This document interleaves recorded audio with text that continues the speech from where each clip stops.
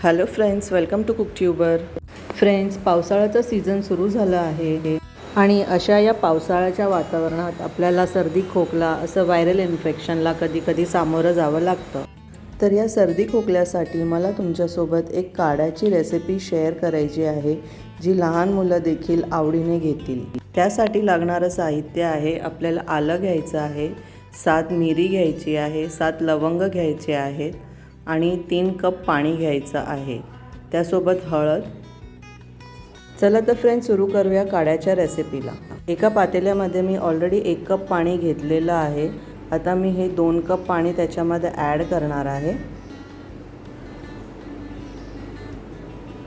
सगळ्यात प्रथम आपण आलं खलबत्त्यामध्ये टेचून घेणार आहोत आणि हे आलं आपण पाण्यामध्ये ॲड करणार आहोत.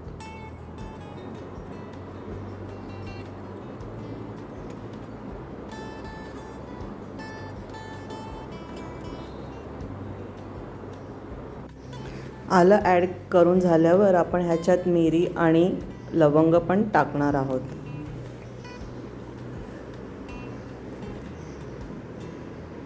आता हे पाणी आपल्याला उकळून घ्यायचं आहे. पाणी थोडंसं गरम झालं की त्यात चिमूटभर हळद टाकायची आहे.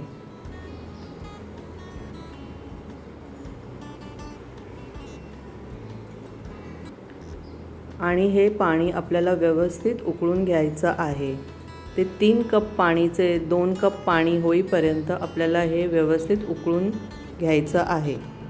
हे बघा फ्रेंड्स, तुम्ही पाहू शकता पाण्याला चांगली उकळ आलेली आहे आणि आता हे व्यवस्थित उकळून घेऊयात.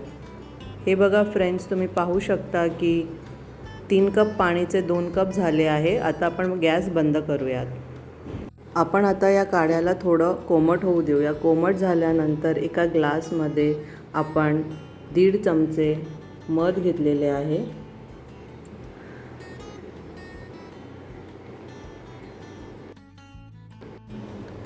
आता आपण याच्यात आपला काढा ॲड करूया आणि चिमूटभर त्याच्यात मीठ ॲड करूयात. मीठ ॲड केल्यानंतर आपल्याला हे व्यवस्थित मिक्स करून घ्यायचं आहे आणि हे काढा आपल्याला कोमटच घ्यायचा आहे.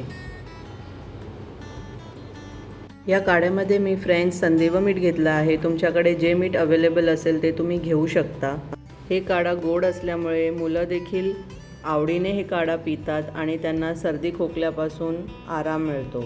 तर फ्रेंड्स, जर तुम्हाला सोर थ्रोट असेल आणि खोकला झाला असेल तर हा काढा नक्की ट्राय करून बघा. तुम्हाला खूप आराम मिळेल. आणि व्हिडिओ शेवटपर्यंत बघितल्याबद्दल खूप खूप थँक्स. व्हिडिओ आवडला असेल तर लाईक शेअर सबस्क्राईब करायला विसरू नका. नेक्स्ट व्हिडिओ घेऊन लवकरच येईन. तोपर्यंत बाय बाय.